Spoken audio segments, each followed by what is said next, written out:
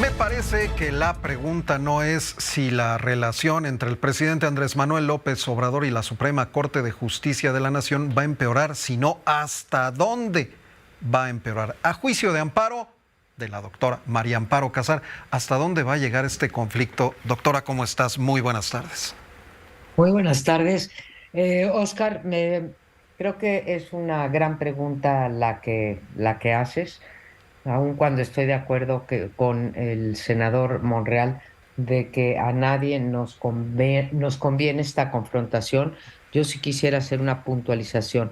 Cuando hablamos de confrontación, hablas de dos partes que la están fomentando. Y aquí creo que la confrontación tiene un promotor. Y ese promotor ha sido desde hace tiempo, no es nuevo, pero de manera mucho más aguda desde que entró la presidenta de la Suprema Corte de Justicia, Norma Piña. Esto es desde enero de este año, se ha agudizado, pero el promotor de esa confrontación ha sido social y entre poderes ha sido el presidente López Obrador.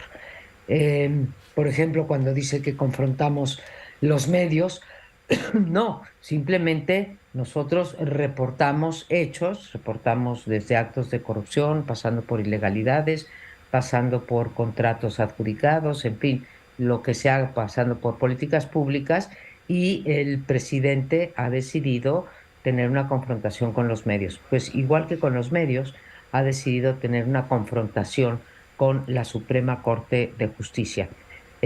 Yo no veo, no he visto, voy a poner aparte el episodio de la ministra Piña por la cual pidió una disculpa por el famoso tuitazo de si puede ver a sus hijos a la cara. Yo no he visto de parte de los ministros de la Corte una confrontación. Yo veo unos ministros de la Corte que eh, frente a la nación dan un conjunto de argumentos para decir si una acción del Ejecutivo o un acto del Legislativo está invadiendo o no invadiendo funciones en el caso de las controversias o está incurriendo en una inconstitucionalidad en el caso de las acciones. Una inconstitucionalidad, esto es que una ley va en contra de lo que dice la Constitución. Para mí eso no es confrontar, no es querer descarrilar a la cuarta transformación, no es querer que le vaya mal al presidente López Obrador, es simplemente hacer un trabajo técnico, profesional, de acuerdo al orden jurídico. Desde luego que la Constitución es interpretable y por eso tenemos a 11 ministros y por eso se exigen las mayorías que se exigen. Entonces, mi primer punto es que no hay una confrontación entre poderes, hay una confrontación de un poder hacia otro poder, al grado de que, Oscar, de que se dice, oye, tú no me puedes mandar porque tú no eres un poder tan legítimo como somos los legisladores o como soy yo el presidente porque tú no tienes legitimidad popular. Esa, escuchar eso en palabras del presidente es decir, si quieres confrontar y quieres tú que los tres poderes caminen juntitos cuando precisamente el régimen democrático está hecho a partir de una separación de poderes en donde uno contrapesa al otro y donde en particular la Suprema Corte tiene la tarea no de darle gusto a la población, no de tomar el sentir popular, sino hacer que la Constitución se cumpla tal y como prometen los legisladores cuando toman posesión o el presidente cuando jura cumplir con la Constitución. Así que yo te diría, Oscar, que lo que yo estoy viendo es, por un lado, como han dicho algunos analistas, un distractor de parte del presidente López Obrador de construir a un enemigo porque no tiene otros o porque los otros ya se le gastaron y le conviene tener ahí un enemigo visible que lo pueda transformar en enemigo del pueblo. Eh, el segundo punto que quisiera señalar con respecto a esta confrontación es que lo que estamos viendo, y lo he escrito más de una vez, es que ha habido un crecimiento exponencial en este sexenio, Oscar, de los acciones de inconstitucionalidad, de los amparos y de las controversias constitucionales. Y cuando uno se pregunta por qué hay tal cantidad o por qué se han multiplicado las acciones y controversias constitucionales, uno no puede más que dar una contestación, que es porque presumen los actores afectados por decretos del Ejecutivo o por leyes que se está violando la ley. Entonces, lo que tenemos hoy en día es un gobierno prácticamente, como dicen los abogados, subyúdice. Esto es un gobierno cuyas políticas públicas, cuyas acciones con respecto a las instituciones, en particular a los órganos autónomos, que están violando la Constitución. Y lo que estamos viendo al mismo tiempo, Oscar, es un desacato persistente de las resoluciones de la Corte. Y si me permites, te doy dos ejemplos, Oscar. El primer desacato.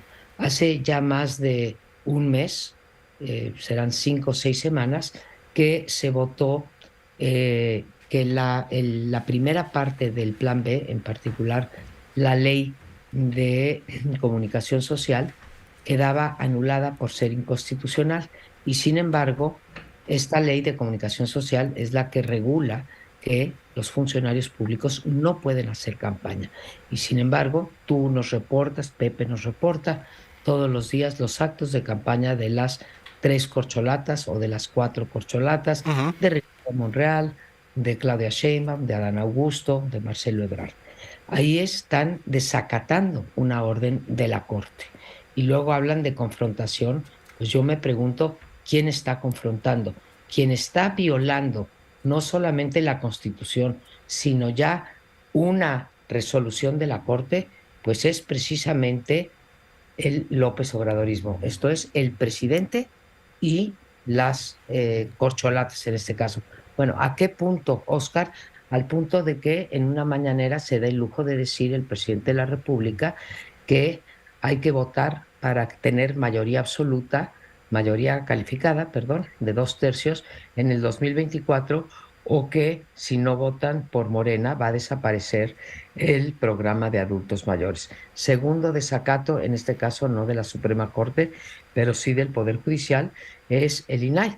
Una jueza de distrito acaba de dictar, bueno, dictó hace un par de semanas, que se nombrara de inmediato, le ordena a la Jucopo del Senado que nombre de inmediato a cuando menos uno de los integrantes del INAI para que pueda sesionar.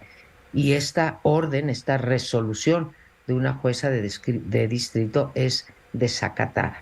Entonces, un desacato es hablar de una confrontación. Entonces, yo lo que quisiera, el comentario político que hago es que hay una voluntad por parte del presidente y de su partido de simplemente ignorar lo que dice la Corte, independientemente de que la Corte lo que está haciendo es cumplir con la obligación de decir si algo es constitucional o no.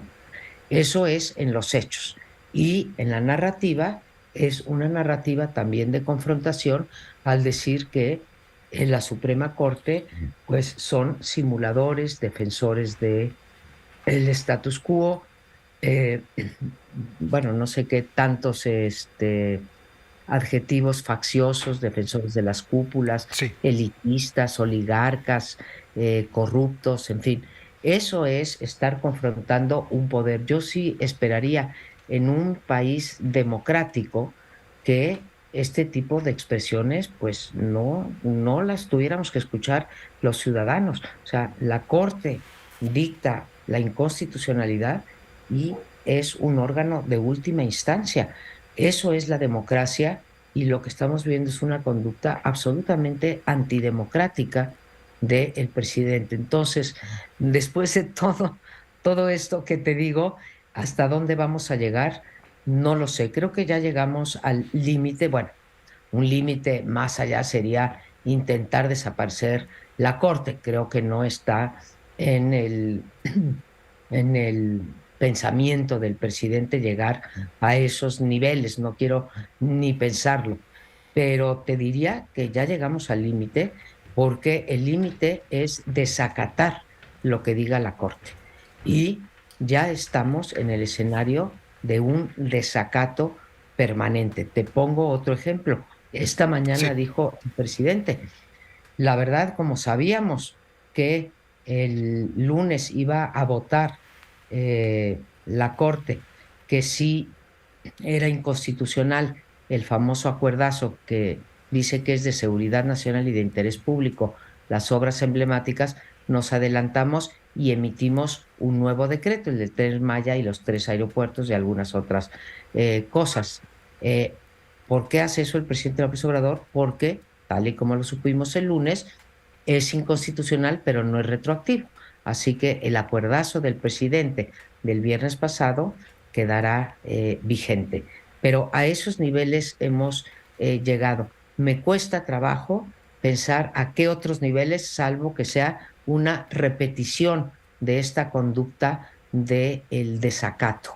Ya llegamos a un límite en donde no está funcionando o está funcionando la división de poderes porque la Corte sigue haciendo su trabajo, pero como no hay ningún castigo al presidente si desacata una orden de la Suprema Corte de Ujú. Justicia, pues yo creo que lo que vamos a seguir viendo es más desacatos, porque sabemos tú y yo que hay varias acciones de inconstitucionalidad y controversias constitucionales que se estarán resolviendo en los próximos días, meses o en el año que queda del gobierno, para empezar la segunda parte del plan B que calculamos todos que en junio se estará resolviendo. Vamos a ver si eso lo acata el presidente o no lo acata el presidente, pero ya llegamos a un límite que raya en la autocracia, raya en la desaparición de poderes, tanto que yo diría que la verdadera cuarta transformación es la tan ansiada desaparición de los contrapesos que ha querido el presidente de la República. Pues a ver si ese límite no llega a otros límites. Doctora, muchísimas gracias. Dobles, primero por tu colaboración, la otra por el esfuerzo, por darnos tu comentario con esa garganta dañada. Hay que cuidarla.